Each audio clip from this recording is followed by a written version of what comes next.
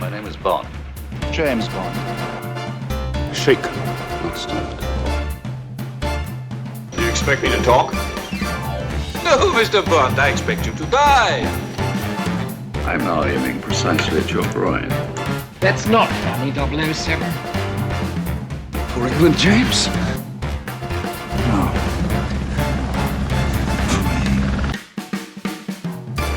Hello everyone and welcome back to Enter the BondVerse.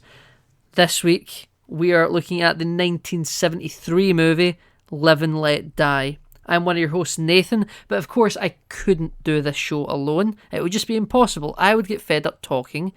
Rarely happens, but can happen. But of course, to make this show happen, I'm joined by my co-host, my friend, my compadre, my YouTuber extraordinaire, Kyle. Hello, I'm the Felix Leiter of this podcast for sure. Felix Leiter of the Bond franchise, you might as well be. Everyone else seems to get a shot. Sure, yeah. Isn't it great? Felix Leiter, he's really Bond's best friend, isn't he? Some would say only friend. I would say only friend. He's Bond's like friend that he knew in like high school, and they don't have much in common anymore, but they gotta just stay friends. And yeah. They gotta he's always apologising for Bond. He's like, I know, I get it. He's this way. He's always changing his face, that guy. But you gotta put up with it. Yeah. I guess it's both of them are. So he did warn Rosie Carver though. Oh, we'll get to it. We'll get to it. Yeah. He cares. I think Felix is a fundamental nice man. It depends on what face he's wearing at the time, I think. I've never seen him be a bad man yet. I've never seen him be an interesting man, so. How dare you say that against Jack Lord from Doctor No? No, yes, I think we missed a trick not calling this Enter the Leiterverse, so. That would have been brilliant, right? God. I would feel like, what? A compilation of every scene that he's in. Yeah. Anyway, Live and Let Die. Nathan, it's a new Bond, it's a new era, it's a new decade. Not quite a new decade because we were 70s last time, but... It's the Moore barrel, baby. We're ditching the hat. Barrel. We're ditching the hat. The hat's gone. Yeah. The hat's for nerds. I'm realising that, did they not give George Lazenby his own barrel? No, yeah, he did. I think he just put the hat on. Okay, he had the hat on, so it's hard to tell. There's a more obvious difference now. The music's a bit more jazzy. Yeah. No, this is a Bond who, if listen, I know we say Connery fucks, Moore fucks. I mean, yes. Listen, I always have like a weird impression of Moore's era. So I think, as we've said before, I haven't watched all the Moore era Bond films before, right? But I've seen different ones at different times in my life and different clips, and I have seen Live and Let Die before. But my memory of Moore is that he always looked too old to be Bond. Always. But I think it's because a lot of the clips that I've seen historically growing up, or films that I've seen growing up, were probably his later films. Now, this is a young in his prime Roger Moore in this one. Yeah, Roger Moore looks great in this film, actually. He does. I actually think he's a fine bit of casting. Sure, yeah. I think, he gives a different sort of energy to Sean Connery, but that's good. You don't want it to be like a copy. Yeah, this is kind of a dashing Bond. Mm-hmm. This is a Bond that I would trust with the keys to my car. You know? I wouldn't trust Sean Connery with the keys to my car. I tell you what, good bit of casting on Roger Moore, a bit of a false start on the movie. This movie's, I would say this is the most incoherent movie we've done so far. I don't know, I like this movie. It's a bit silly. I think it's got a lot of Diamonds Are Forever in it. It's very silly. Yeah. But I think the way the plot of this movie progresses, there's just a lot of stuff where you go, wait, what? Does that make any sense? And the answer is it doesn't, but it doesn't matter. They were wise to give Spectre a rest. Yes, well, I was going to ask about that. Did they give Spectre a rest, or could they just not use Spectre anymore? I know they can still use Spectre at this point, I'm pretty sure. Okay. I did mean to look into the casting of Moore and why Connery didn't return, and I just forgot. Not a big enough pile of money, I would guess. Not a big enough pile of money, I would also guess. Yeah, Connery's getting up there a wee bit, but they do name drop this film at the end of Diamonds Are Forever, so they knew they were making it. They just hadn't signed him on yet. Well, once again, M is still in it, still the same actor, and Moneypenny's still the same actor, which is weird now because she's noticeably older than Bond. Yes, she does. She has taken a little step up in the age range there. But you know what? If you're to bring any holdovers across, I'm happy it was them. Q's not in this movie, is he? Q's not in this movie. He's mentioned. He made the watch, but he's not in it. Yeah, Big shame. I wonder if there was scheduling conflicts with Desmond Llewellyn. Entirely possible. This movie starts, doesn't it? Oh, this movie starts. Kyle, how does this movie start? This movie starts with a series of murders. Oh my. It starts with a series of murders. Yeah, it's not quite Diamonds Are Forever neck breaking, but it's certainly like we're going around the world. We start in like the UN building. We get the first ever death by bass boosting meme. Yes, which I don't think ever actually comes back in the movie. That form of death? No, it does not. I guess, like, that guy, we learn later that guy was a spy for the British, but he was the spy who was also the British ambassador in the UN, I guess.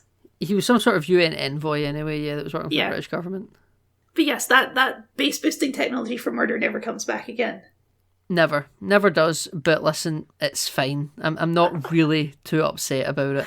It's a fine way of murdering someone. It's not as fun as the second murder. It is not as fun as the second murder. Where this guy, he just happens to be walking on the street, and then like a funeral procession comes along the street. We're in New Orleans now, so we're it's in all New jazzy. Orleans, yeah. And it's not jazzy yet. It's quite sad and solemn, Kyle. Mm-hmm.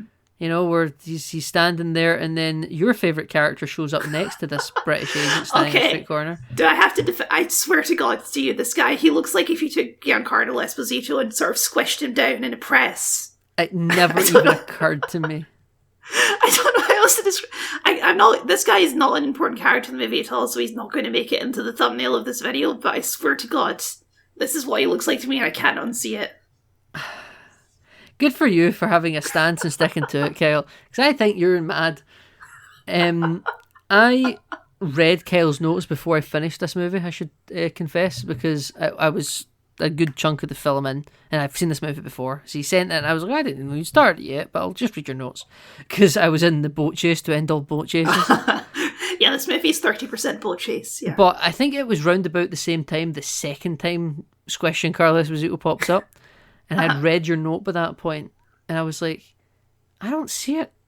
Okay, I just don't see it. I think you're mad, but listen, that's why we're friends. We listen and we don't judge, right? I mean, it's still fun though, because he walks up and he says, "Oh, whose funeral is this? Yours." Stab. Stab, hits the deck, then the coffin that the funeral procession are bringing along, drop it on top of his body slowly, and then as they lift it back up, his body's gone. Yes, I still know it's a sort of magic trick that they pull off there. They sort of quick march away, and then the funeral procession turns into like a New Orleans Mardi Gras party. Everyone starts dancing and celebrating and having a great time. And then we cut to San Monique, Kyle. Yep, in the Caribbean, yep. In the Caribbean, yeah. And we're having like a weird sort of jungle rave. Yes, we are. And a man is being tortured with a snake. Yeah, we're being chained to like a post. And Nathan, everyone loves it. Absolutely. You know what though? This film was quite smart to not like it, which surprises me. I think if this had been a Connery movie, they wouldn't have done this. It's a fictional place. Is it? I didn't even realise. Yeah. Because I know some of Caribbean islands, right? And I kind of, when it first came up, I was like, is that supposed to be like Haiti or something? Mm-hmm. And I just couldn't quite place it. And I was like, because I think what I'm thinking of is St. Martin. Right. And just thankfully, no, they were smart enough to be like, let's just make this fictional, because Kananga is also the Prime Minister of this place. I thought he was like an ambassador or something. No, I'm pretty sure he's the Prime Minister. He's some level of power, yeah. Yeah, so probably good that they didn't insult a real country. I know they don't mind doing it to the Ruskies, but that's the Cold War. Let's say this movie isn't the most racially sensitive movie I've ever seen. What do you mean, Ken? What do you mean? Oh, you know, just like the weird, like, tribal snake rituals and Baron Samedi showing up multiple times and sort of dancing around. He's a witch doctor. It's cultural. It sure is cultural. Yeah, that's a good way to put it. Sure is cultural. So after these 3 kills, the screaming of the party where the guy gets bitten sort of... Is this where we break into the theme? I think it is, yeah. It is, yeah, and we break into Live and Let Die by Paul McCartney and Wings. Yep. Sean Connery rolling his grave even though he's not dead. But I assume that Sean Connery Bond is dead now. Sean Connery Bond is dead, and Sean Connery the actor in 2025 is dead, so he is also rolling in his grave. Yeah. Because as we remember from Goldfinger, he doesn't like the Beatles. He doesn't like the Beatles, yeah, exactly. It's like listening to the Beatles without earmuffs. Mm-hmm. And the just irony of this I love. Maybe this is why Sean Connery refused to return. Like, you've got who doing my song? Hack Paul McCartney to do a song, how dare you? Got that Paul McCartney twit? I think not. So he didn't. So we got them, and it's also co-written by Linda McCartney, which I'd never noticed before. I didn't know. Oh. This is my good friend Stuart, who listens to the show. This is his morning alarm. This song. That's And intense. You're damn right, it's intense. I'm going to tell a story on the show. But I assumed it was going to be like the start, like when we were young and our hearts were as an open book. Yeah. You know, and it would start like really slow and it would build up to 11, it would get there, right? And that's like that you need really to be awake. Oh no. His alarm starts right at Live and Let Die with the crashing drums and then the da-na-na, da-na-na, da-na. I almost had a heart attack. I can imagine. I woke up looking like that meme of a confused Mr. Krabs. You know what? That's kind of accurate to how it's used in the movie too. Because whenever that drum comes in, it's always so intense. Yeah, it's like Bond is just sitting in a car and it's like blah blah. Yeah, blah. Yeah. It's better than just incoherent uses of the Bond theme, in my opinion. But yeah, it's quite a lot. It's also a song in this film sung by a lounge singer.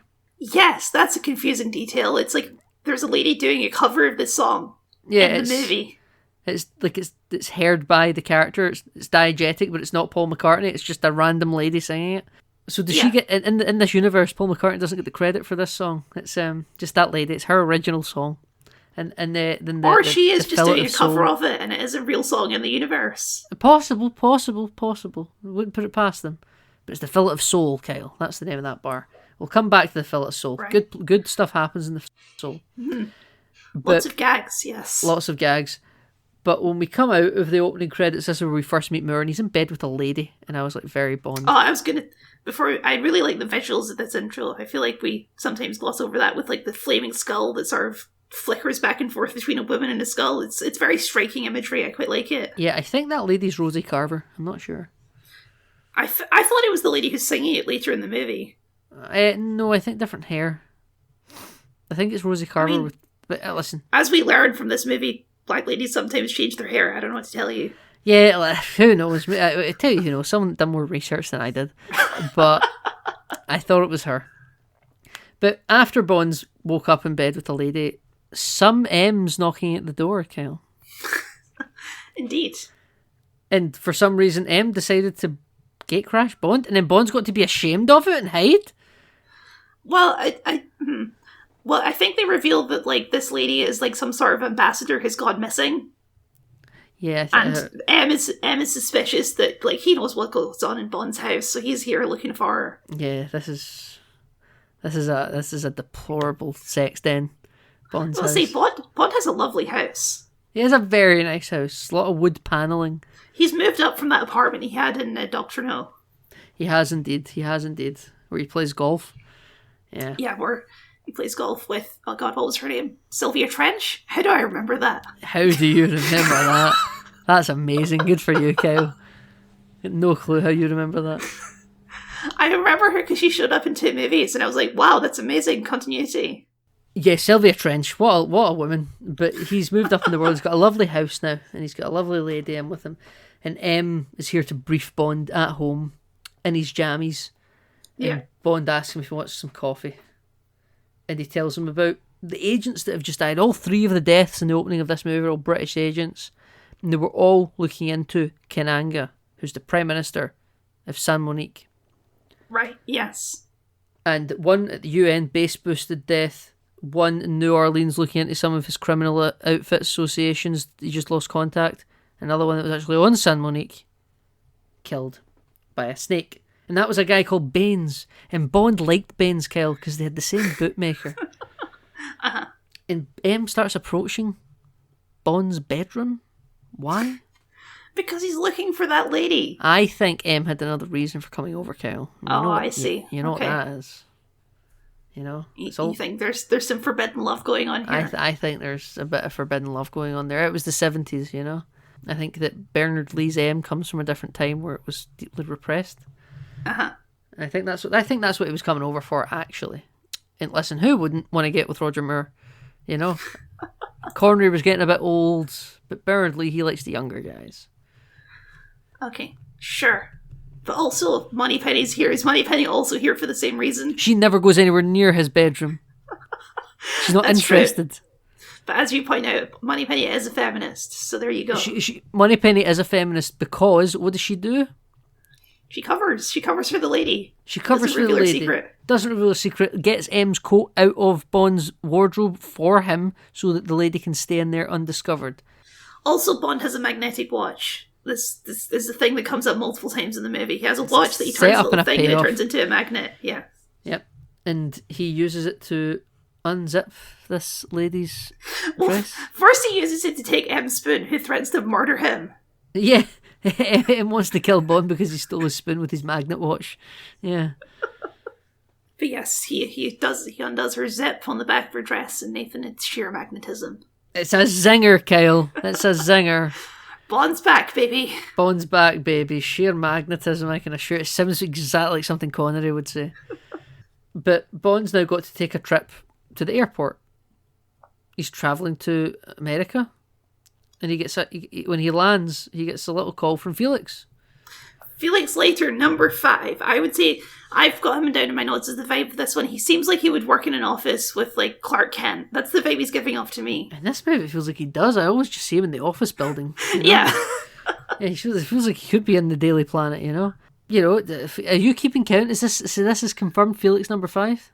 If my count is correct, yeah. So we had one in Doctor No, we had one in Goldfinger, we had another one in Thunderball, and then we had one in Diamonds Are Forever. So I believe this is Felix Leiter number 5. Right, okay. So this is the Felix counter for the week. Where is Felix? Another actor. We need to make a point if the same actor shows up again. Oh yeah, absolutely. It's going to be a celebration. Yeah. But yeah. I think we already established that Felix Leiter is just the name that Bond gives to whoever the agent of the week in America is. Yeah, so. You're the American. You'll be a lighter. Yeah. So, when he's getting taken to his rendezvous, an assassin in a white pimpmobile shows up and decides to shoot the taxi driver, yes. Charlie. He has like a sniper rifle built into his wing mirror. Yeah, and it's like a poison dart or something, and then Bond has to jump into the driver's seat and save the day as the pimpmobile drives away. I tell you what, in the older movies we used to make fun of like the rear projection stuff because it would look kind of crap. The stunt driving work in this scene is actually really impressive. Yes, it's a very fit and proper of you to bring it up because I think I would have missed it, but it is true to say that it's actually quite good in this film. Because you get the outside shots and you see Moore like leaning over the dead guy trying to control the car, and it looks really good. Absolutely does look really good. You know, they're proud of their car stunts in this film, as we'll get to later on. Not as proud as they're both stunts, but yes. Yes, yeah. So apparently, yeah. But this will be cut back to the man Kananga, who's our villain of the piece, and he knows the CIA have bugged his hotel because he's using pre-recorded speeches that he can play on a tape recorder while the CIA listen in. That's because it's supposed to be like he's dictating a letter, and in this moment he's actually getting changed into his other persona so that he can leave back. Well, this is the whole element of the movie, which I think seems extremely unnecessary. We established that the CIA are tracking a sort of like crime lord called Mr. Big, right? He's like the crime boss of New Orleans, basically. They assume he's working with Kananga. We never see Mr. Big. So I just assumed when they were talking about Mr. Big, they were talking about Kananga, and this was just like an alias. I was too stupid to pick up on it being a mystery, I guess. I just assumed that there was a Mr. Big, and then it turned out that it was. So... Yeah, so it's not supposed to be a mystery if there is a Mr. Big. It's just like it's the mystery is... It's like it's meant to be a reveal that Mr. Big is, in fact, Kananga, but it's very revealing, yes. Yeah, it's an alter ego. So, Bond, during this moment, because he asks Felix to track that pimpmobile, and it is registered to a voodoo shop. Yes. So Bond shows up to the voodoo shop, which apparently is beneath some UN hotel where a foreign leader can stay. Yeah. It shares a parking garage. It's like next to it, yeah. Because he can go out the service store and the voodoo shop. The voodoo shop is just the front, right? So it's fine. Why is it attached to a hotel? Because they own both, right? Do they own both? I really believed Kananga was just a guest in this hotel. Does he own the whole building? I don't see why he couldn't. No, it's fine. It's perfectly plausible, I suppose. So, Bond finds the pimpmobile, hides because Mr. Big, in quotation marks, comes down with a guy called Teehee and a lady. Yeah, Mr. Big, he has two goons. He has Teehee, who has a big claw arm. Great Bond look, by the way. That's a classic, like, Bond goon gimmick. Yeah, I think he's quite scary, yeah. Yeah, he's good. The other one is a guy called Whisper, who sort of speaks with, like, a low rasp. Yeah, Whisper's really got a low voice. Even Moore's like, Bond's like, what? What are you saying? Yes, it does happen multiple times, yeah. The CIA are tracking Kananga and Mr. Big leaving and entering buildings with women at certain times. So they know that, like, at this time he's entered this building and then someone else is coming out at a different time. So they're trying to track the comings and goings. But they can't ever place Mr. Big in the same room. So they're kind of spelling out for you that there's something going on between Kananga and Mr. Big. Yeah. I suppose. Again, I just never even picked up that it was supposed to be, like, a reveal. Yeah. That could be the fault of the film. Yeah. But Mr. Big and Mr. Big and Teehee, they leave with the lady in the car and they go to the Fillet of Soul. And Bond leaves the voodoo shop and gets a cab driver to follow them. Yes. A very fun cab driver. Yeah, he's got the big sideburns, he's got the big hair. So 70s. I know we said last movie was 70s, but this movie gets even more 70s. It's like Jimi Hendrix could walk up at any moment in this movie. Oh, absolutely. Yeah. But yeah, this guy says one of the most insane things in the movie, which is Bond says there's an extra $20 in it for you if you can follow that cab as fast as possible. And he says, for $20, I'd take you to a Ku Klux Klan cookout. Yeah, he does. And he's bonkers thing to say. He's so happy to be doing this. Now, well, I guess we learn later that he also works for Mr. Big. Yeah, he works for Mr. Big because they get there because everyone's talking in radios, tracking the taxi, and then Bond gets out of the cab driver's taxi to go into the Fillet of Soul, and then he's on the radio going, "That's him heading on in." Like, God, yeah, everyone's working for him. Yeah, as far as I can tell, basically every black man in New Orleans works for Mr. Big. Like, literally every single person we see in the city works for Mr. Big. Ah, yes, right, okay, so this is where we first meet Solitaire for the film. Oh, okay. I hate Solitaire, I think. But, okay, first of all, her name is Solitaire, but she does tarot cards. She doesn't play Solitaire. Which is just confusing. I hate how the movie treats Solitaire. I don't... Okay, Nathan, this is a question that's going to come up again in this movie. Is magic real in this movie? Magic in this film is only real maybe for her, potentially. Yes, that's what I was going to say. I think magic is real in this movie. I think that, like, this... And in the universe of this movie, tarot cards are, like, genuinely real and can predict the future. Unless your name's Bond and you can just stack the deck. Did he bring... Okay, that's a later scene, but, like, did he bring an entire deck full of lover cards? In the resort he was staying in with Rosie Carver, there was a tarot shop there where he would find out all the meanings of the cards. I presume he just took a bunch of lover ones from there. I don't think you could just buy a full deck of lover tarot cards. You can't, but he's got a government credit card, Kyle. Come on. He bought 52 decks of tarot cards and took the lover out of each one. Right, yeah. Anyway, so he first meets Solitaire in this back room. And she's all done up. She's all done up, and he tells her to predict the future, and she pulls out the lover cards, so they're going to be lovers at some point. And she seems, like, terrified by this. At first she pulls out the Fool card, which is a good bit, because Bond's the Fool. Uh-huh. And she's like the Maiden of Cups or something. But yes, then she pulls out lovers, and she looks kind of, like, terrified by this revelation, which we'll learn is for a good reason later. I mean, it's a weird-ass reason. I hate this. That's the part that makes me uncomfortable.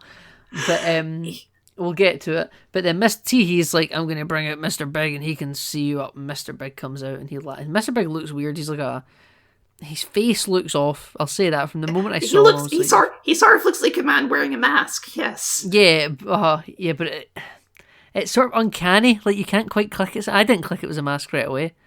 Again, I've seen this film before. When you meet Mr. Big the second time, it's much more obviously a mask.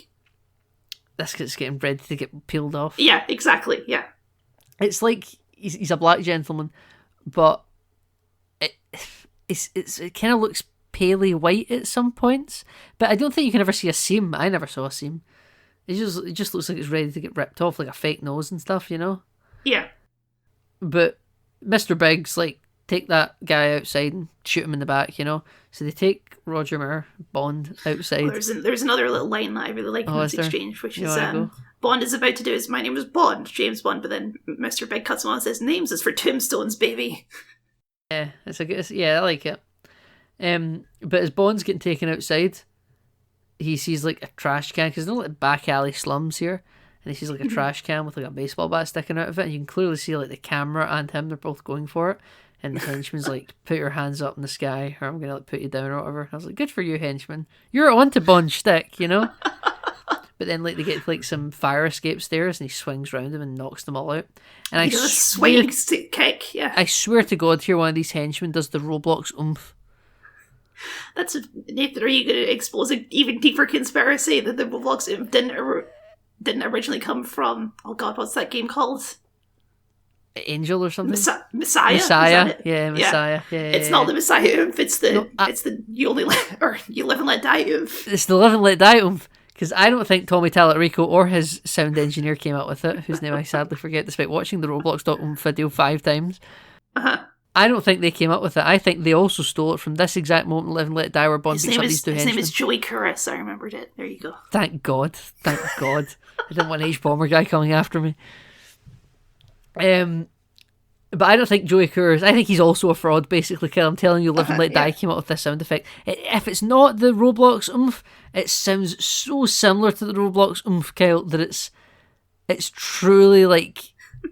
I didn't just write it down for no reason, right? Like, there's something there that I heard, and I did not hear this, by the way, so this is on you. And I did this is your Squish Game, Carl Esposito.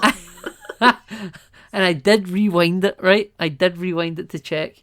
But, yeah, so I just had to bring it up. Sorry, I just couldn't let that go by. But at this moment, Bond is saved because someone's ready to shoot him by our agent who's actually undercover in the area for real. Mm-hmm.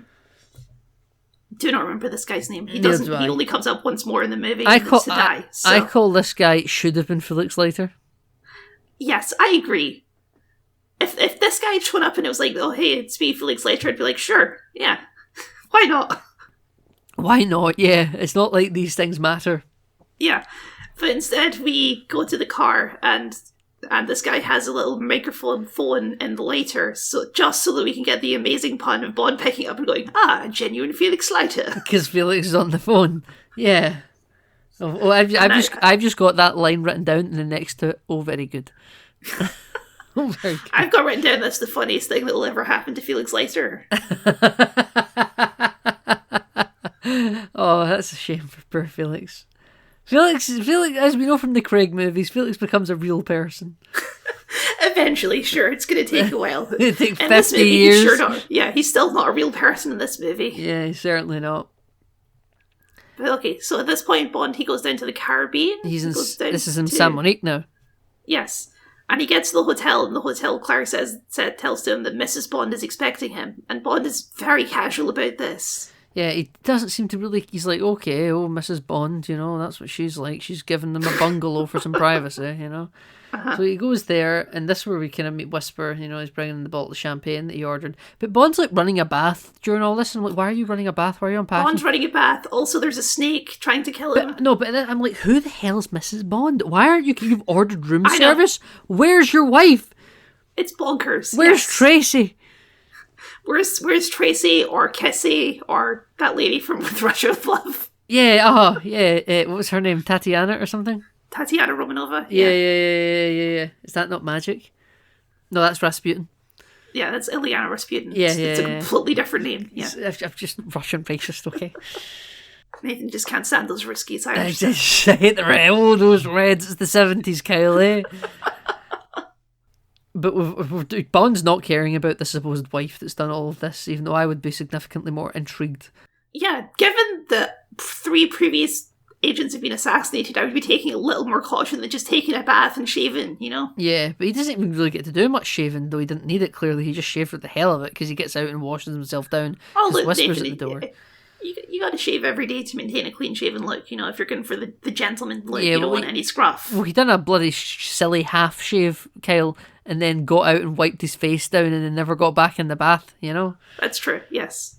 So, apparently, he uses his cologne and a lighter as a cigar as a flamethrower to kill the snake, which I thought interesting, Bond. Sure. Good for you. And classic Bond being a sociopath, once he kills the snake, he goes back to just applying his cologne again. The same thing that moments ago was being used as a flamethrower, but yes. But this is when we meet Mrs. Bond, and I don't understand why she did all this ruse to be the Mrs. Bond. She comes in with a gun out. She comes in with a gun out, yes. And who knows? She gets swept up onto the bed, her wig falls off. And then Bond's suddenly very understanding. She's like, this is my second ever mission. My first ever mission was the fella that died. She's was not Baines. actually an assassin. She works for Felix Leiter. Yeah. Her first ever mission was Baines, though. And she's like, this is my second time ever doing anything like this. And he's like, oh, well, thank God I'm in good hands. You're with the guy that fucking died beforehand. Okay. This is Rosie Carver, who is the other Bond girl, and I would argue a much more interesting character than Solitaire, but sure. She gets dispatched quite quickly, doesn't she? Exactly, yeah. And I'm like, oh, I guess we're stuck with Solitaire now. Fine. But I like the vibe that this, because, like, she has this sort of, like, rookie, but then it turns out she has a secret and she's actually working for the bad guy. I thought this plotline was, like, going somewhere, but then she just dies. Yeah, that's pretty much how that goes. We get characters a bit like this in the future of the Bond franchise. This character archetype is not gone. We will meet No, I know. Yeah, we'll meet plenty of them. But Bond knows this room's bugged, by the way, because he's a little cool bug checker device. So he's like, there's something in the statue, there's something in one of the little bed backboard knobs, you know? He starts like putting squish grapes on them and pulling one out. Good for him for deciding to debug the room. But there is a very weird scene which we have to talk about between Rosie Carver, because immediately as soon as Bond realizes she's not a threat, he starts trying to have sex with her, obviously, because he's James Bond. He says, I'm sure we'll be able to lick you into shape. And Rosie Carver says that, oh, Felix Leiter warned me about this. Yeah. And Bond's like, oh, what did he suggest you do? Cyanide pills. If all else fails, cyanide pills. Which I actually think that's brilliant banter from Felix. Well, Felix knows what's up, yeah. Yeah, Felix is the friend that has to apologise. He's like, I'm sorry about him.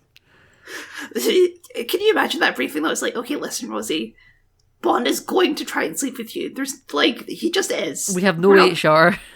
We have no HR. We know this is going to happen. Please try and be the one agent that doesn't sleep with James Bond. Like, we have a bet going here, you know? We have a pool. But yeah, no, why did she set up this whole Mrs. Bond thing? It doesn't, like, matter. She could have just came into the room and say, hey, I'm Rosie Carver, I'm your partner. For 2 minutes of mystery, I guess. Yeah, no, it's completely pointless. Well, she's like, good night, Mr. Bond. I'm not sleeping with you, actually. And then there's a hat on her bed. Yeah, like a Baron Samedi hat, yeah. Yeah, it does look quite scary. I mean, but also, like, clearly, Rosie Carver, she is a true believer in all this voodoo stuff. Yep, as per a black person should be in the Caribbean, apparently. I guess so. Also, another great, she goes into the bathroom where the snake is there, and she screams because there's a snake in the room, and Bond says, oh, I totally forgot about that. You should never go in there without a mongoose. What a stupid thing to say. Bond's having fun. There's like a mongoose snake fight in Casino Royale, the Daniel Craig one. Is that a callback to this? I'm sure it is, yes. I choose to believe it is. What a lot of nonsense, Bond. You know there's a dead snake in there. And then, but I think she's just trying to get Rosie to sleep with him because she's like, oh, don't ever leave me, Bond. And he, you know, she's like, oh, he's like, I'm sure that can be arranged. You know, I make him sound like Sean Connery because that's the creep, you know? Uh-huh. Bond is definitely really creepy in this movie as well. I think, like, Roger Moore, because he's, like, a very handsome man, he gets, like, more of a pass. I don't know, like, he's, like, charming, so he kind of plays it off, but he does some really creepy stuff in this movie. Yeah, he does. Rosie, however, this isn't a 2-bedroom bungalow for no reason. You know, she did have principles when she went in here. They always do. They always fail. They always do. Yeah, that's the truth. That's the truth. Remember Kessie Bond? She was like, "Oh, we're just here on business," and that lasted like 5 minutes. Yeah, it did, didn't it? But this is where I think we're first met with the Live and Let Die drum drop, because Bond wakes up and he's like, "I gotta go order a car," and this is where he looks at the tarot cards. And he's got, I like this little blue number he's got with the high trousers and the white vest underneath. You know, the blue it's like denim. I think, I'm not sure. Holiday Bond, yeah. Yeah, Holiday Bond. Yeah. So we get down to the dock, Kyle. Mm-hmm. He said he was going to hire a car, but then he goes for a boat, yeah. Oh, no, he does hire like a car, like a dune buggy type car to take us down to the dock. Okay, I suppose, sure. Yeah, oh, that's what that's for. Because really, when he says I'm going to hire a car, it's a cover for him to go look at tarot cards, you know? Because he's so smitten with solitaire, apparently. But all these fishermen are like, "Hey, we'll get you a big fish, you know, we'll do a great job." And then there's one guy at the end who just is sleeping, he doesn't give a shit. Mm-hmm. And I saw this man and thought, "You look familiar." See, I think he would have looked more familiar if he was wearing a bright red shirt. That would have really clinched it. Yeah, I just think this is a bit of excellent casting, to be honest. Well, it's sure, but it also invites the age-old, is this the same continuity thing? So this man, as we eventually reveal, because there's a bit where Rosie thinks he's an assassin, he's going to try and kill Bond, but then double twist, it's actually Quarrel Jr. I kind of forgot Quarrel died in Dr. No when I first saw this. So I was a bit like, is that Quarrel?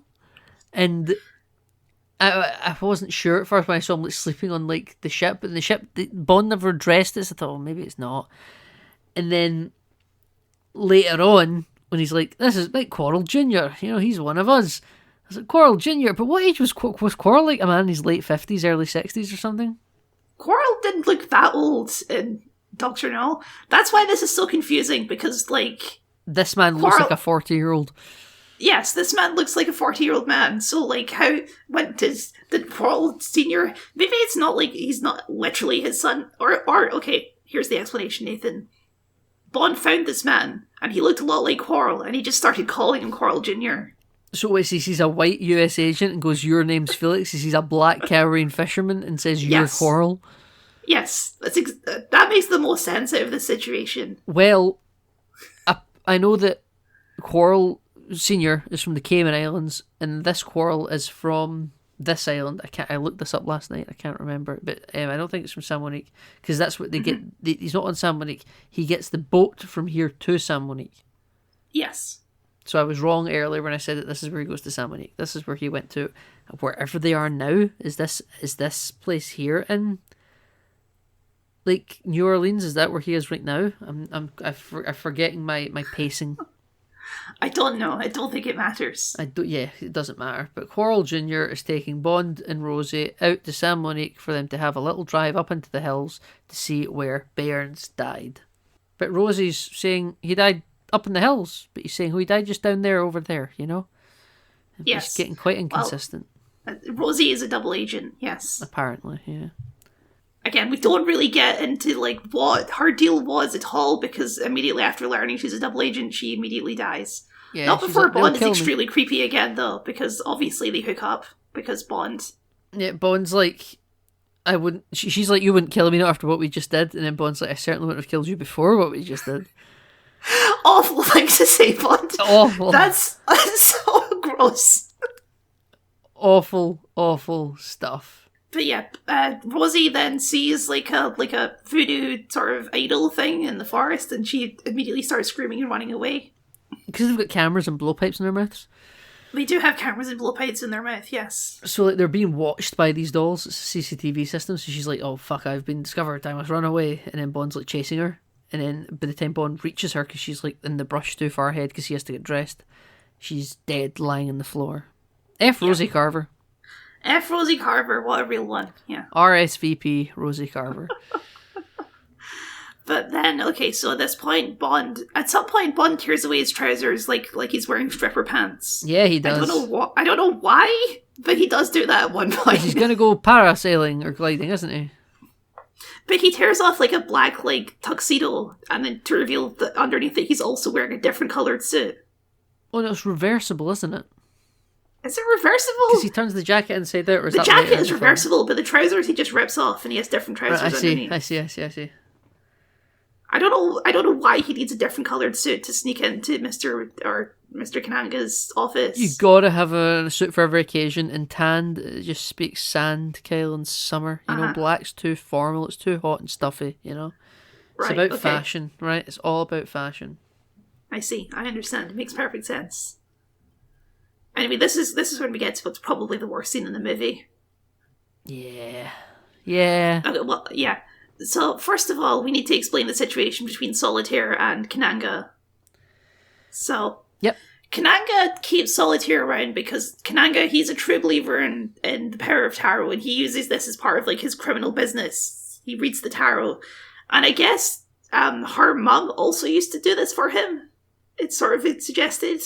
Like, this is a family trait that they do tarot. The Solitaire family line has worked with Kananga Yes. for a while, it would seem. Yes. But she has been lying to Kananga because he asks her, like, oh, what's going to happen to James Bond? And she pulls out the lover card and she tells him that it's death instead. Yeah, because but it doesn't show him the card at any point. It just says, Yeah, like, because they're doing this over the phone for some reason, yeah. yeah, for some reason, yeah. And she's like, you know, your mum failed me. Make sure it doesn't happen to you, Solitaire. But here's the thing, right? Can we talk about it? No, of course we have to talk Yeah. about it, Nathan. So I meant like just if you want to save it, but like apparently her powers are linked to her virginity, right? Yes, And- yes, they are. And if her mother worked for Kananga first, surely she was not a virgin because she would have been working during Solitaire's lifetime. I guess she lost the power when Solitaire was born? I don't know. But I know I'm assuming this would have happened during Solitaire's lifetime because look at their ages, you know? Like, what, was Solitaire's mum working for Kananga when he was, like, a teenager?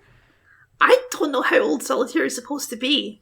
Solitaire could be anywhere between, like, 17 and 30. I have no idea. It's still, but is she been working for Kananga since she was 7?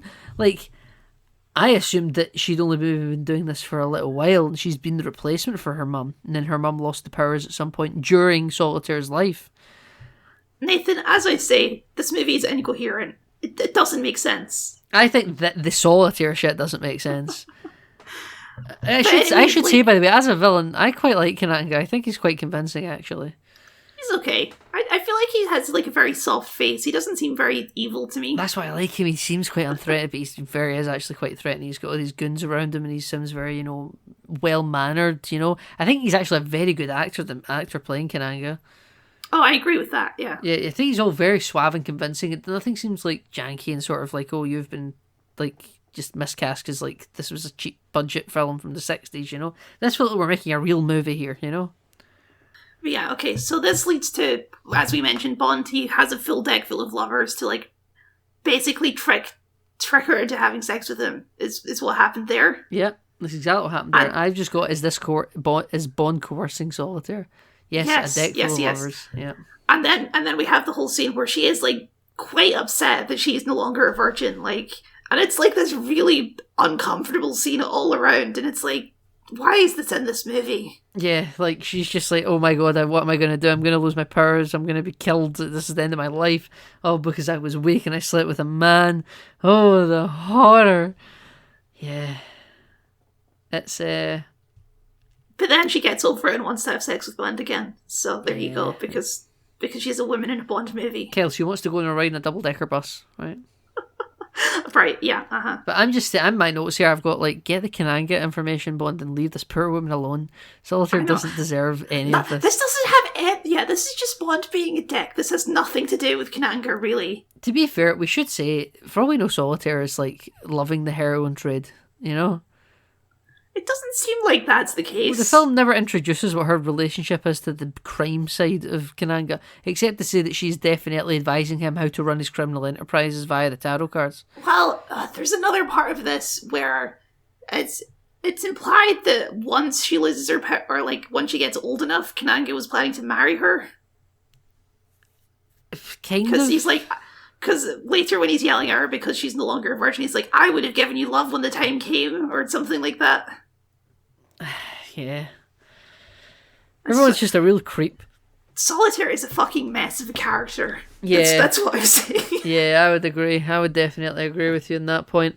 But Bond and Solitaire just get up and leave Kananga's establishment. And Yes, Kananga they go calls the looking police for and they jump on a double-decker bus.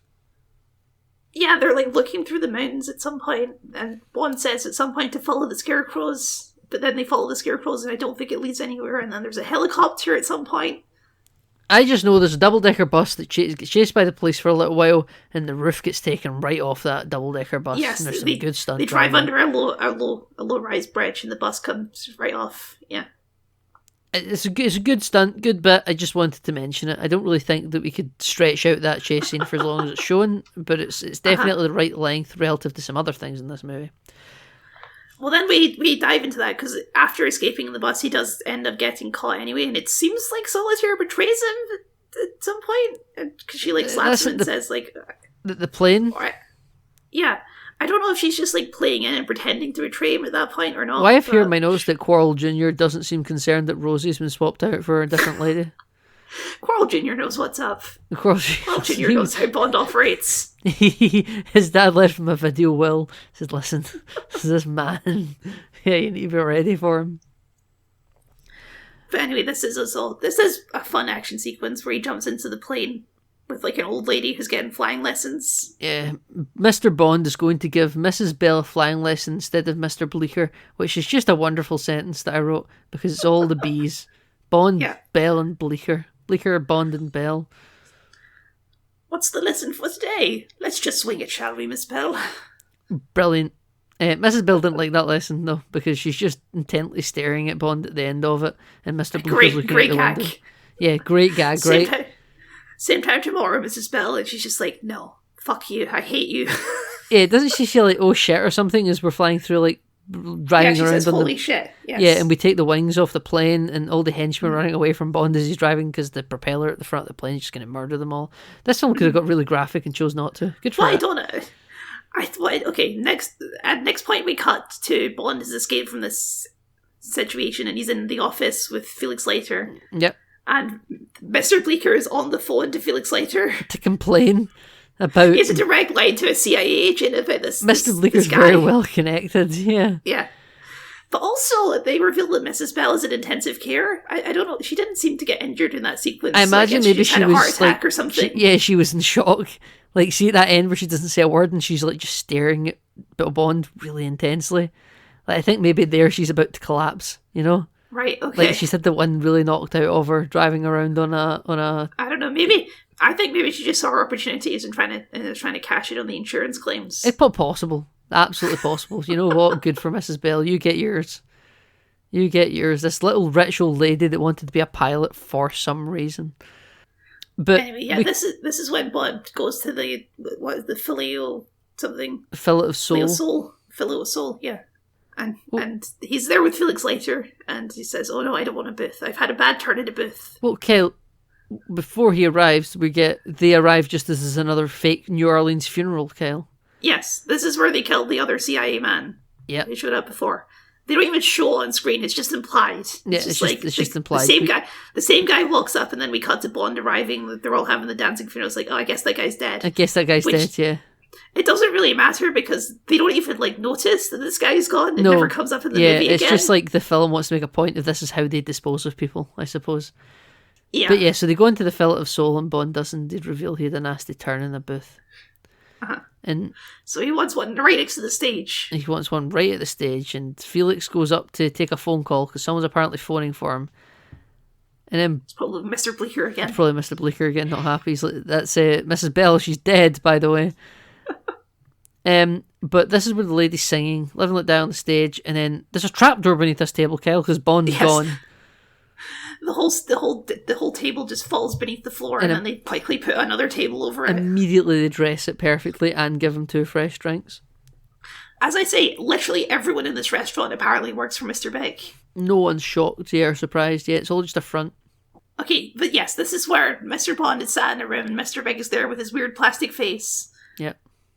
And he's like, he's trying to like say to Bond, is like, oh, Kananga, he believes in all that tarot bullshit. I don't believe in it. Yeah, and he's like, what do you have to say about Solitaire? What did you do to her? And he's like, I would never, a gentleman would never talk or something like that. But he's like, I will talk to Kananga about it. And then we get this really intense scene where Mr. Big gets really close up to Bond's face and he like rips his own face off, and he is Kananga. Yes. And I was like, exactly what I thought it was. But sure. Yeah, you couldn't tell that it was supposed to be a man in the mask. You just thought they were all the same character. I mean, I could tell he was wearing a mask. I was confused for a second when Mr. Big showed up because I just thought Kananga was Mr. Big. Yeah, you didn't think there was any subterfuge, right? Yeah. Yeah, but then he rips off the face and it's Kananga, and I'm like, oh right, exactly how I thought it was before. Yeah, but I was wrong to think that I was correct. Yeah, you had the right answer, but you got there with the wrong working. Yes, yes. Well, but quite revealing. Bond has some great quips in this moment. Go on, tell us some Bond quips. Well, first of all, he says quite revealing. Yes, he does. When he reveals the face. And then when he's like trying to... what's he trying to do? I can't remember what he's trying to do, but he's trying to like unzip the thing or something. Yeah, and Bond says Butterhook. Butterhook, yes. Yeah. Uh-huh. But I'm enjoying Kananga during this bit. He's like evil but also clever. This is where he talks about the heroin trade and how he's giving it away for free to basically drive all the crime families we should out explain. of business. Yeah, that's basically his plan. He's going to flood the market with free heroin to put all the other crime families out of business so that he has a monopoly on heroin. And then he's going to start charging all these new fresh junkies a premium rate after they're addicted. Yeah. Very, very simple Bond plan after we had space lasers in the last movie, Yeah, exactly, right. As Kananga, he's going to sort of let it happen in his country to grow it. But then as Mr. Big, that's where in New Orleans he's going to sell it, Mm-hmm. So he's like two sides of the same coin, but it's both him, But also, there's this whole weird scene where he tests Solitaire, who's also in this room, by the way, is just sort of sat there with her cards. He takes Bond's watch, and he says, okay, tell me the serial number on this watch. And... he reads it out and he says, okay, tell me if I'd lied or not. And she reveals the cards, and if it's a lie, he's going to cut off Bond's finger. But then she does it, and he doesn't cut off Bond's finger, but then when everyone leaves the room, he reveals that she did actually lie. So, I don't know why. Yeah, Teehee was going to, snap his finger, wasn't it? Is that why he calls him Butterhook? Yeah. No, I think because there's a point where he's tied to the chair, and then he gets untied from the chair, and then he gets bonked on the back of the head anyway. Yeah, you're right.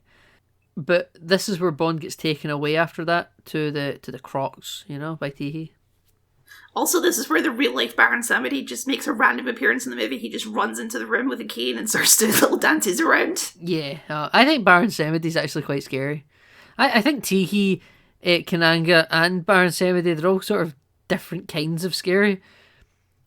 Okay, but Baron Samedi, he's not one of the goons. He doesn't show up for most scenes. He just sort of shows up like he is the real life Baron Samedi. We'll get to the ending shot of the movie, I'm sure. But I'm sure. I think he's working for Kananga clearly, but he's working to sort of fool people in the spiritual side of things. It's not a drug trade. It's not a drug trade. It really is divine intervention. But okay, so for some reason, Teehee takes Bond to the drug processing plant, which is hidden in a crocodile preserve. Louisiana Bayou, yeah. Yeah. I don't know why, this is yet another classic Bond moment of why don't you just shoot him? Yeah, this is one of the iconic why don't you just shoot him moments. But instead, Teehee walks him through the process of feeding the gators and then strands him on a little island, which only works because Bond happened to walk off of the bridge. Tells him this is a crocodile, this is a gator, you don't turn your back on this one because I did that once and I lost my whole arm. Yes. Mm-hmm. We get a little bit of backstory, but yeah, it only works if I presume Teehee would have pushed Bond off it at one point if he hadn't actually just stepped off it. But why? Okay, first of all, why not just push him into the water? You're big and strong, just do that. Secondly, be slow and scary, Kyle. Secondly, watch. Don't just leave him there. Watch. Make sure he dies. He's queasy. Right? Yeah, I understand. This is a classic Bond moment. This has happened so many times in all of these movies where the villain could easily kill Bond but chooses not to. Exactly. I understand the format. I understand. It just annoys me still. Yeah, well, like I say, you understand the format. You know, that's the important part. You know, I'm resigned to the format, Kyle. Yes, he could get out of here. Yes, they could just shoot him and it would be over with. No, they're not going to do that. Yes, he's going to do the obvious thing to escape. Though the obvious thing to escape in this instance is Bond actually does look quite scared. And he's like, shit, what am I going to do? And it's, I'll just run over the gators and crocodiles' backs in the water. He Mario Brothers over the top of the gators. Yeah, he Goomba stomps them goes, all. do it. Yeah. Yeah. Mm-hmm. And then he unlocks the gator pen and lets them loose into the drug facility. Yes, while also setting the drug facility on fire and making it explode. I does bet both. There's some animal welfare and also some probably people welfare there, because now you might have heroin-infused crocodiles running around. Well, Nathan, you know how in modern movies they have that no animals were harmed in the making of this movie thing? Yeah. There ain't no message like that at the front of this movie. Yeah, well, Kyle, what are you trying to imply? This is the 70s. You're trying to imply that there was real animal cruelty going on here? Oh, in a movie production in the 70s, I couldn't imagine. No. Apparently it is all quite rare, animal cruelty in movies. There's only a couple of movies. Okay. I think like Willy Wonka and the Chocolate Factory's one, you see a chicken getting beheaded. Yes. Yeah, and that is also from the 70s. That's 74. That's the year after this. This is where I have noted in my movie that Bond is like peak terrible spy in this movie. Like, let's look so far as what spy work Bond has actually done in this movie. He's been immediately discovered at every twist and turn. He's been immediately discovered. He's slept with a lady who clearly doesn't know anything about the operation, and every single part of information he found out by being captured. Exactly. Bond is a very bad spy in this movie. He's also, I love in this movie, I didn't mention this, he tries to use his magnetic watch to escape the situation before jumping on the gators, but it doesn't work. So it's like, not yet. We're going to set this up eventually, but not yet. Yeah, it's been set up. It was set up at the start of the movie. We're just not paying it off yet. Yeah. But after this, Kyle, this is kind of where we meet my favourite character. Oh, please. I'm kidding. He's awful. I hate him. No, I hate him so much. Okay, so yeah, Bond jumps on a boat to escape, and the boat chase lasts a million years. It's odd. I don't know if you timed it, but it definitely feels longer than the skiing. I didn't time it, but yeah, it's... There's a point where Bond jumps out of a boat and then jumps into another boat and keeps up the boat chase. It's ridiculous. Yeah, and then like boats are getting skidded on land and into swimming pools. Boats are exploding left, right, and centre. Yes, but okay, throughout all of this we get a new POV character because Bond is basically just doesn't say anything during this whole thing, so instead we get to follow our new main character, J.W. Pepper. Sheriff J.W. Pepper. Sheriff J.W. Pepper with the strongest Louisiana accent you've ever heard in your entire life. He would give Gambit a run for his money. Well, not quite. He ain't French or Cajun, but oh Lord, he belongs in Smokey and the Bandit. He really does, and we spent so many times with like the very funny antics of J.W. Pepper, because at first he pulls over one of Kananga's goons. Yeah. And he's doing a bit of like racial profiling. Yeah. So we're already establishing J.W. Pepper. He's not like a great guy. I'm surprised he doesn't call anyone a varmint. It does seem like that type. Yeah, Yes. doesn't he? Yeah. Honestly, the way all of this stuff around J.W. Pepper is framed, I assumed that this must be like the cameo of some sort of TV show. Yeah. Of like him and all these other local cops who are part of their own like buddy comedy show. I'm watching this movie with subtitles on, and Yes, I was not. Thank God. Thank God for the subtitles. I don't think I quoted anything he said. This is the part of the movie, Keller, I'm fully engrossed in reading your notes, right? Well, okay, I noted down because there's a point where the boat's too fast and he's like, oh, we gotta get a boat down on the bayou, and he's like, gotta call my brother Billy Bob. Billy Bob has the fastest boat in the bayou. I do remember this, yeah. Doesn't Bond take it? But then we cut to Billy Bob, and then the goons knock out Billy Bob. Billy Bob is down, but now the goons have Billy Bob's super fast boat. Yeah, I can't remember if Bond took the boat or if the goons took Billy Bob's boat. Okay, so the goons have Billy Bob's boat. Right, okay. I remember in my notes here I've looked away and now Bond is pouring fuel into a bucket. This is kind of where I re-engaged. That's like the very end of the boat chase. Yeah, listen, there's nothing else to really add, right? But like he throws the fuel onto someone's face and blinds the driver, then sort of lights them with something and then has them drive onto a boat dry dock and explodes. Yeah, at some point the boat explodes. Also, they crash through a wedding at some point, and I'm sure that one of the guys looks like... I thought one of the guys looked like Paul McCartney, but I looked again and it wasn't. But that would have been a fun little cameo. That would have been a great cameo if it was, yeah. Paul McCartney does acting, remember? He's in Pirates of the Caribbean 5. Yes, he is, because they do a bit where Captain Jack Sparrow's family are all just famous rock stars. Yes. Yeah. That's his uncle. Yeah. He calls him Jackie. Yeah. Uh-huh. Love it. Lovely stuff. Anyway, only good part of that movie, you could say. Some would say that. I would certainly say that. I would insist on that, actually. But when it's over, Felix meets Bond at like a little dock, and Bond does this little regal royal wave as he comes in, which is fun. Yes.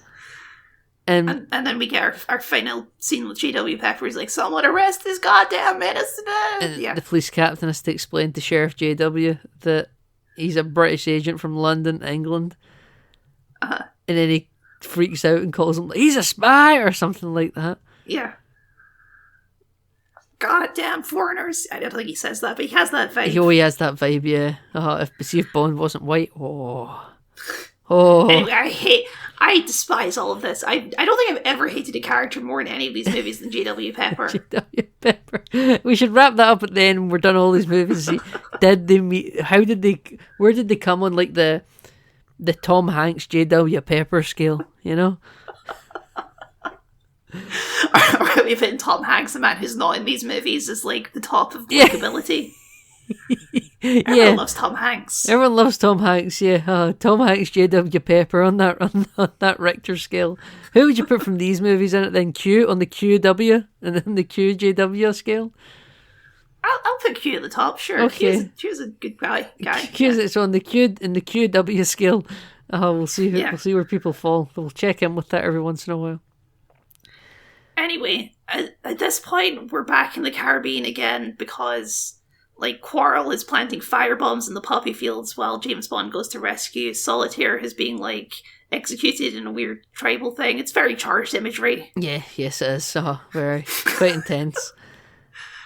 And this is where Baron Samedi starts popping up out of gravestones, and yes, shoots him in the head. There's quite a good effect there. See when he gets shot in the head, and Samedi sort of looks up at the hole in his head, like it's like a POV. It's not a POV shot. It's like a straight on lock camera shot of Samedi sort of looking up to the left. I thought it was quite a good shot because it really looks like his head's just made of porcelain, and he's looking up. Yeah, it is a really good shot, but also, is magic real, or is that just like a little Easter egg for us, the audience? Like, because Bunch keeps shooting that thing and it reveals that it is a porcelain model and it all falls apart like porcelain. Yes. I wonder if it's just... If we do see it, look up and see. I wonder if it's just fake eyes because it's from two separate gravestones, because when he goes down the second one later, because Baron Samedi pops up again. I think the implication of this movie is that Baron Samedi is a real mythical being. Oh, possible. This is the first clip of any Roger Moore film I ever saw. It was this part of the film. Because I was like, that's pretty scary. They've put a hat down the ground and then a big man that's tall and skinny that's painted white has jumped out of the ground from beneath the hat. Well, that's quite unsettling, actually. This made me scared to watch Roger Moore's films. Oh, I do love Bond's fashion in this for this part and part of the movie. He's got like the tactical turtleneck on. Yes, and he's rocking it. It's a good look. He's got the holster. Yeah, absolutely. But he's got the big revolver because he's about to shoot Samedi because he's got the snake and he's dancing around and he's going to hit Solitaire with it. And he decides to hold fire. That's not Samedi. That's just like the local, the local tribal chief guy. Tribal witch doctor guy. Yeah, you're right. You're correct.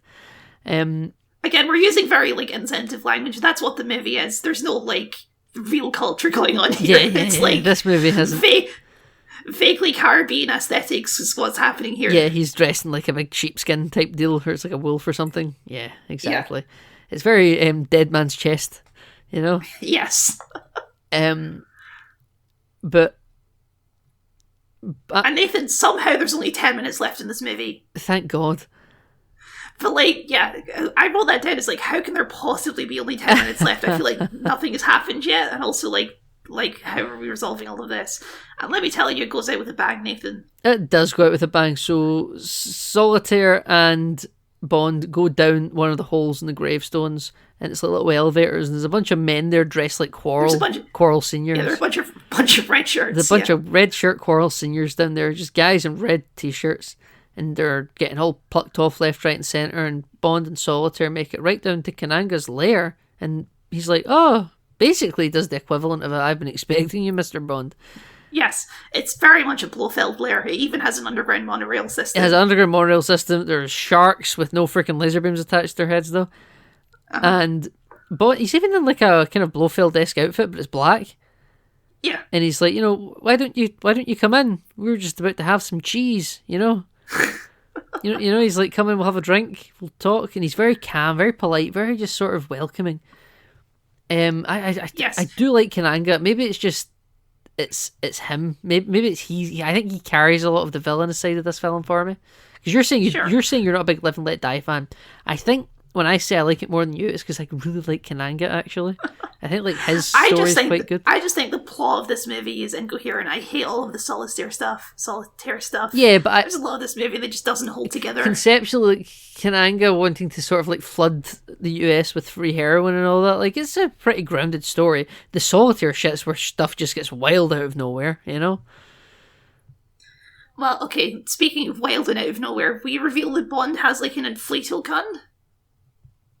We do. Because Kananga picks up, it's like, this gun intrigues me, and it's like a shotgun, and then Kananga shoots it at a couch, and the couch blows up like a balloon. And Whisper's sitting on it, and he's very self-conscious. Yeah, poor Whisper.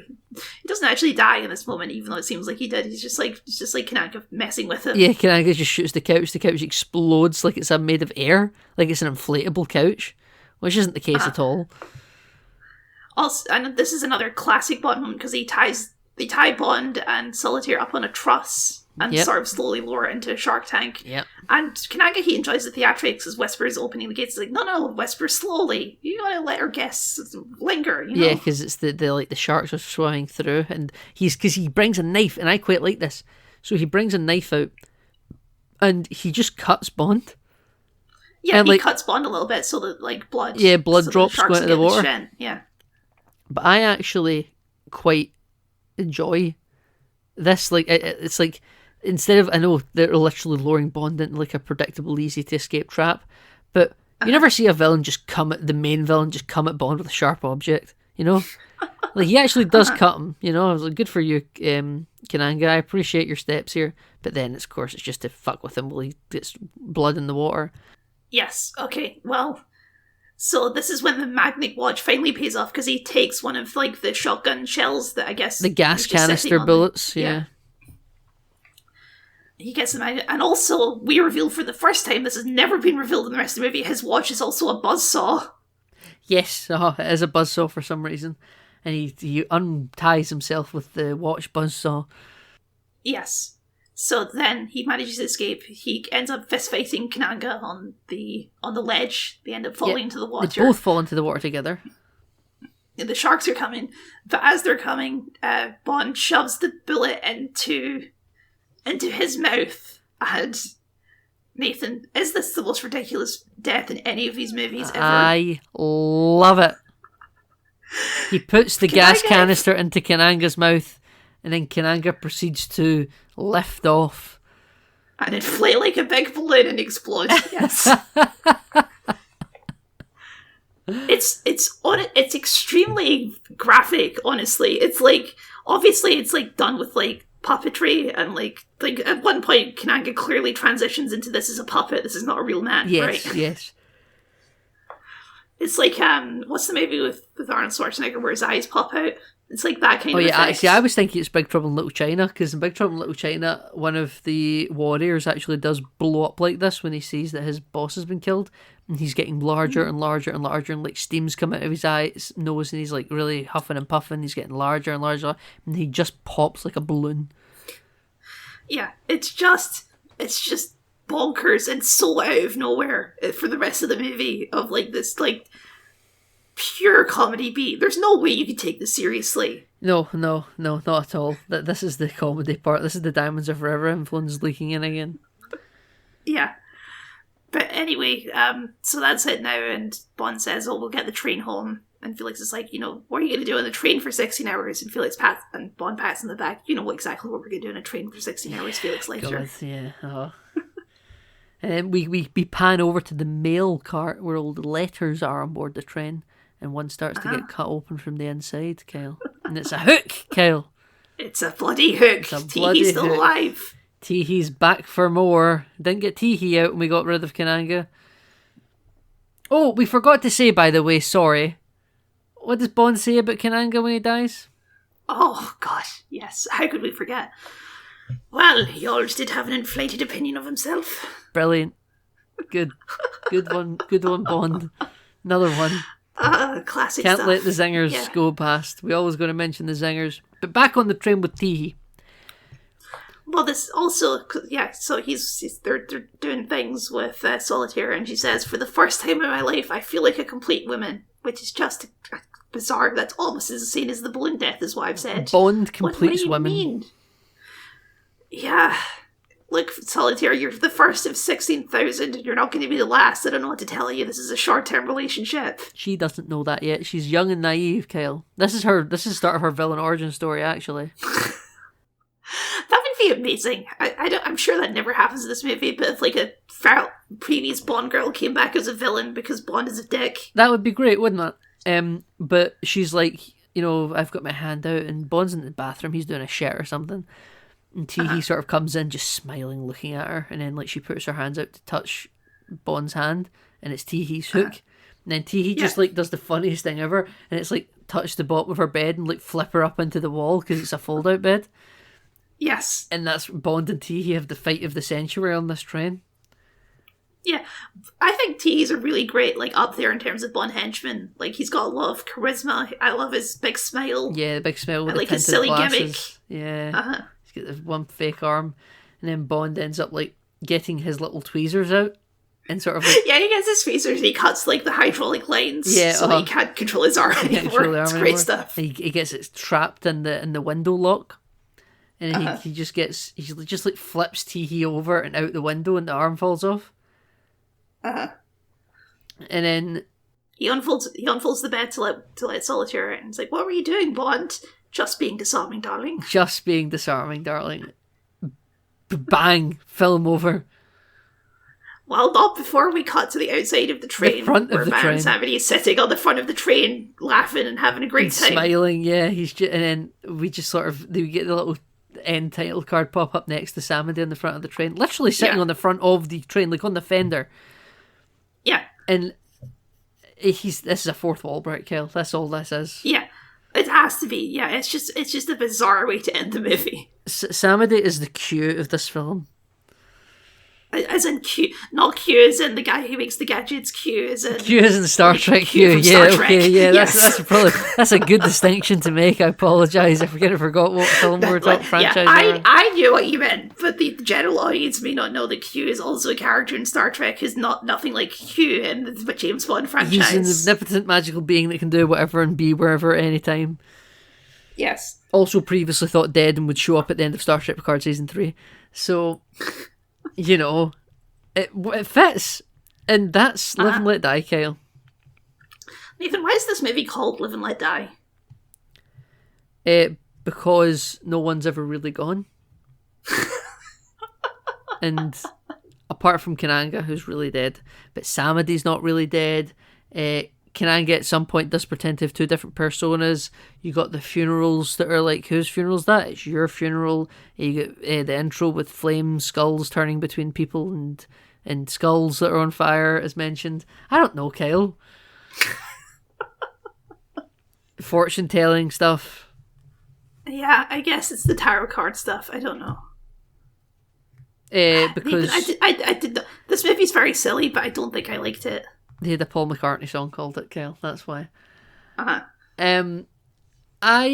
did like it. I think I can definitely see it must have been something about the tone that they struck in Diamonds Are Forever that people liked, and that's what they've kept going here.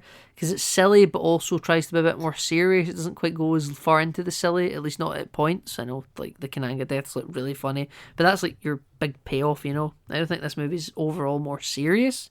Like, the story's more grounded. You're not seeing Kananga show up and drag very briefly for one unexplained scene. It's not about a diamond space laser. Yeah, exactly. There's not a space laser. It's a very grounded drug story that I think aged quite well, actually, because we talk about the drugs war of today and all that, you know? I had fun with Live and Let Die. The solitaire stuff's all over the fucking place. I don't know what to say about it. But listen, this for Moore's first outing, it's not where you would want it to be, but I think it's probably where the franchise wanted to be at the time. But yeah, listen, I can take it as it is. We definitely know Moore's here to stay. I think until Daniel Craig came along, he is the longest serving Bond ever. So, like, yes, Moore is about to start something here that's just going to keep on turning, you know?